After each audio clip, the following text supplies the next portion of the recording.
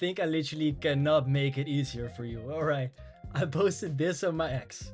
Okay, LDO needs to leave a lot of liquidity behind on its way up for a good return to zone.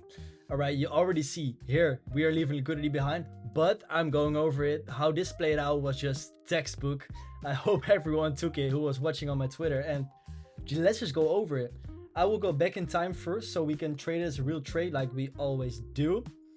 And we are looking for our Tab 3 POI. But first, where are we context wise? We are in a range, and always draw my volume profile right there to see, hey, where's the volume in the range? And you see we're bouncing off this EQ a lot, but we're in a range, and I draw my range from high to low because you make a higher low there, so your range is from high to low, and then you had your first deviation of the range, like every video goes. So here's your tab 1, here's your tab 2, and we are watching for our tab 3 POI. And what do we see on the 15 minute? A bullish candle leaving a big inefficiency. Boom, put it on your chart. And is there a 10 minute? No, nothing on the 10 minute, nothing on the 30. So we are using the 15 minute supply. All right, put your alert there and wait what price is doing, because this is just an amazing range. And I was posting it right there, and boom, we had an aggressive move up, which is not what you want to take. So what are we doing right here? We want price to leave liquidity behind, because there is no structure to enter here in this leg up. So we are waiting for price to leave liquidity behind. And what were we doing there? Leaving liquidity behind. So we are making a new range there. Let's extend our range a bit to the second tab, and then boom, what did we see here? You created a range and you left some demand here. Boom, this was the demand you left, put it on a chart and make it a demand zone. And you also saw that this demand was being created, but it was already mitigated by this wick.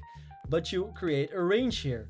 And what happened in this range, guys? This is so wonderful, because you had your tab 1, you had your tab 2, because this deviated your tab 1. So you put your tabs on the chart, 1, 2, and now you're waiting for your tab 3. And literally, what is your tab 3 POI gonna be? Is this 2 minute supply zone? So put it on your chart. This 2 minute supply, boom. Is there 3 minute supply? No, there isn't. So this is your 2 minute supply zone. And let's price make a wyckoff inside of a wyckoff, because we're clearly in a range right here in our tab 3 POI. And boom, we were going higher. We didn't went for a model 2, and we formed a model 1 right there. Where is your break of structure? You have your 1 candle down, you have your 2 candle down. This is your structure. It was a very aggressive move up, but you have to see that as manipulation. Like aggressive move up is just manipulation. And you literally enter on the break of structure. You enter on the close. So here's the close. You put your stop above the tab 3 and target the range low, and the range low is going to be this, of course. Why? Because you don't TP anything on this range low, because it's a trade on a higher time frame, and it was just a wyckoff in a wyckoff on a lower time frame.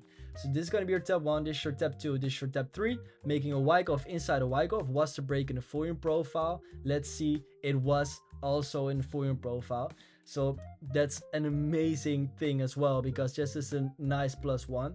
What was the volume doing? I'm kind of interested in the volume. Had a lot of buys here, buys here. You didn't really have volume spikes at the tabs, but that's not necessary as well. It's just nice to have. And you just play it out. Let's see what it's going to do at the demand we draw. And it's going straight through the demand. And let's see what it's doing. And it went to the range low eventually. It went to the range low. And what did we get here? Because this was very interesting. We had a retest. And let's go back in time a bit more, because after this retest, it's important you know what you need to do, because this was your supply you left behind, your market maker supply after making this wyckoff. And we tapped it perfectly. So if you're in a trade and you're entering there and you have your stop above the tab 3, you can trail your stop loss now. And after that supply retest. So you trailed to the supply retest, and then you have a risk-free trade.